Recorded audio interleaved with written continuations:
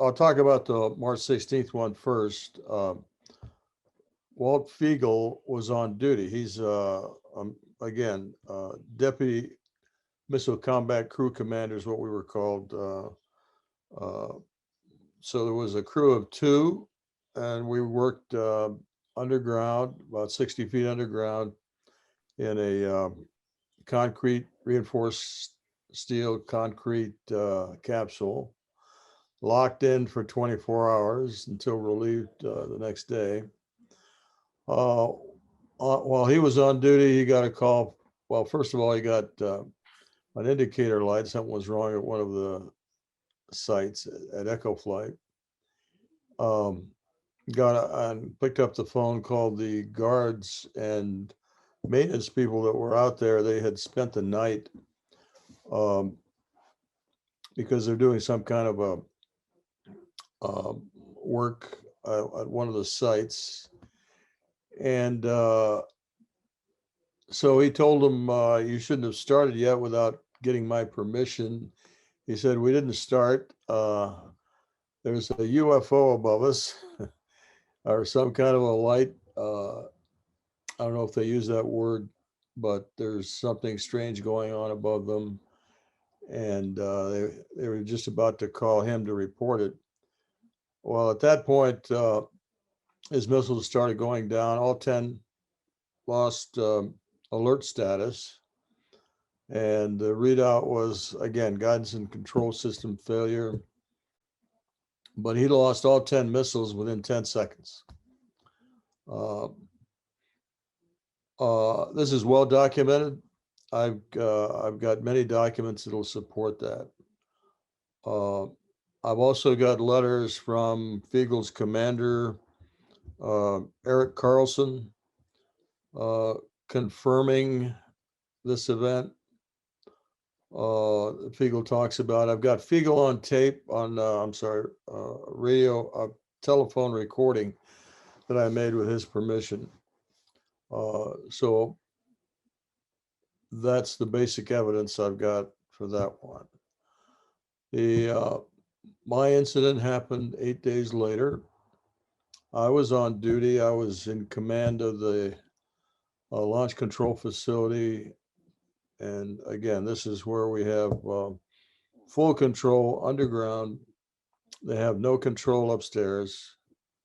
I get a call from my guard first saying that there's strange lights flying in the sky. They're making 90-degree turns. They're not airplanes. He said, uh, there's no engine noise. Uh, Very unusual. He wanted to report it. They were flying right over the facility.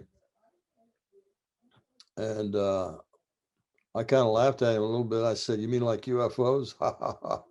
And he said, "Well, I can't explain it. They're not airplanes." And so he was serious. I I took him. This was a serious report. It wasn't. We never joked around about that sort of thing. So uh, I thanked him, hung up the phone. Then 5 minutes later, he calls back. This time he's very frightened. You can tell by his voice. He was scared to death. He had all the guards out there with their weapons pointed at this thing. I said, What are you talking about?" He said, "There's a glowing red light hovering above the facility, pulsating. Uh, got all the guards out here. What should I do, sir?" And so, he was very serious. He was frightened, yelling into the phone. I told him basically to ensure the facility was secure and not let anything in. I couldn't think of anything else to say. Uh, but when I hung up the phone with him, I felt that we were under some sort of an attack. It felt like an attack. Um, and so immediately I go over there and wake up my commander, Fred Mywald, who's taking a rest break. But tell him about the phone calls, and all of a sudden the missiles indicators started going from green to red. Again, within seconds, they all shut down. So we lost all 10 um, and went through our procedures, reported to command post. The command post told Colonel Mywald that same thing happened at another flight. I thought that meant that evening, but he was really referring to the Echo flight, which happened about 8 days earlier. So within the span of 8 days, we lost 20 nuclear tipped missiles to UFOs. And that's essentially the story. But and what a story. I mean, it's Yeah. it's always grabbed my attention for years, because looking at it, I know that there's some declassified documents on the follow-up, even, you know, with, I think Boeing came out, because when as I understand it, these individual missile silos aren't like Christmas tree lights, where if one goes down, the rest go down. These are individually powered, sustainable units. So it's not like there's a malfunction and one goes down, they all go down, but yet they systematically all went down, which is highly anomalous. And the findings from what I saw afterwards, where there really wasn't any explanation as to why, and it was actually of grave concern, I think they put in the document. Well, there are two important statements in the documents I got under the Freedom of Information Act. I got some official documents. The one statement is what you just said. This is of grave concern to this command, because they couldn't understand how this could possibly happen. And we all knew how the system worked. We had cables, very thick cables, that were triply shielded from EMI, electromagnetic interference, and they went to each missile separately. It's not like they were interconnected, no. The other document, well, another document stated at one point that rumors of UFOs had been disproven. That was a lie. Anyway, how do you disprove a rumor? And then the other part of that document that really important, that says, from our investigation, externally generated signals caused the missiles to go down. And since, let's see, as part of the equipment in the guidance and control system was called the logic coupler. Basically, it's the interface between the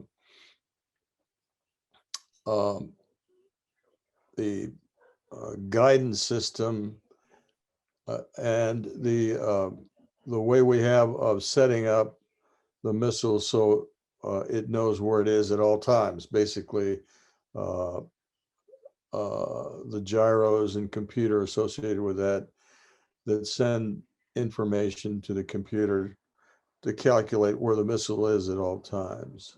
So all this UFO did, and by the way, that statement in the document says this is highly improbable.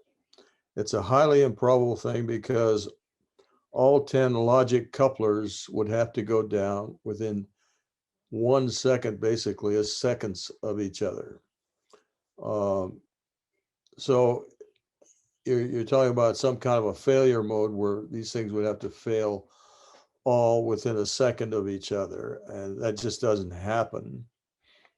So basically, they're saying the Air Force really admitted in this document that this was an impossible event. The next day, I was ordered, and not only ordered, but I signed a non-disclosure statement, never to talk about this ever. So 27 years went by before I even thought about going public with this. And in the meantime, of course, I tried to forget it because I didn't want to be, drunk in some bar telling this story, because I'd go to jail for a long time. At any rate, so I didn't remember my commander, Mywall, turning to me and saying the same thing happened in another flight. At first, I didn't remember that. I didn't remember that for a while until I started contacting people I knew, and et cetera, and finally Mywald himself. Um, so I didn't realize Echo Flight had gone down. When I got the documents back from the Air Force, I thought that was my incident. I thought that's what happened where I was. It turns out I wasn't even at Echo Flight. I was at Oscar Flight. And I didn't realize there had been two incidents within 8 days. It just blew my mind when I found that out. 27 years later, when you start looking into it and filing for Freedom of Information Act Right. documents, you got back the Echo Flight documents, Exactly. not the Oscar flight that you were involved with, and you were like, that must have been eye-opening. And so when I got those documents, within a short time period, I went public and said, this was a UFO incident. I was there, et cetera. And at that time, at that point, when we tried to get the Oscar documents, which I didn't realize we were at until 96, I think. So I did a FOIA in 94, got some Echo documents. 96, I found out I was Oscar, asked the Air Force for documents on Oscar, and they said, "What are you talking about?" And so they wouldn't send me any more documents, period, at that point, because I was already public saying this was a UFO event. So to this day, I don't really have any documents about the Oscar shutdown. What I do have, though, are other witnesses to the Oscar shutdown. I think this is a real important opportunity. Right now, of course, we've had the uh, Defense National Defense Intelligence Agency produced a report, said very little, basically that they're going to have to go back and look back in their files to see what they've got and come back to Congress, report again, which I'm sure they're going to say, well, this is going to take a lot of work. We're going to need more money to do this, more time, et cetera. In other words, I think the intelligence agencies in government now that are dealing with this are going to drag their feet as long as they can. We're going to try not to let them do that, and one way is through this press conference. We're going to bring in 4 or 5 witnesses talking about the direct connection between nuclear weapons and the many instances where UFOs have come over nuclear weapon sites and either fiddled with the missiles, interfered in some way, or just shown a light on the weapons or the storage where they're held, and flown away. So they've been telling us that they're paying attention to our nuclear program, both weapons and nuclear power sites also. But we're going to focus on the weapons instances. I've listed in my latest book about 14, I think, particular instances where UFOs and nuclear weapons have been involved. We'll talk about that also during the press conference. And the whole objective of the conference is to get the media attention and get attention to this so that, and then demand open hearings from Congress. We want to push for open hearings where witnesses can come forward under oath and tell their stories to Congress. And in this way, I think is the best way to start prying open those big secrets that have been held for about 75 years.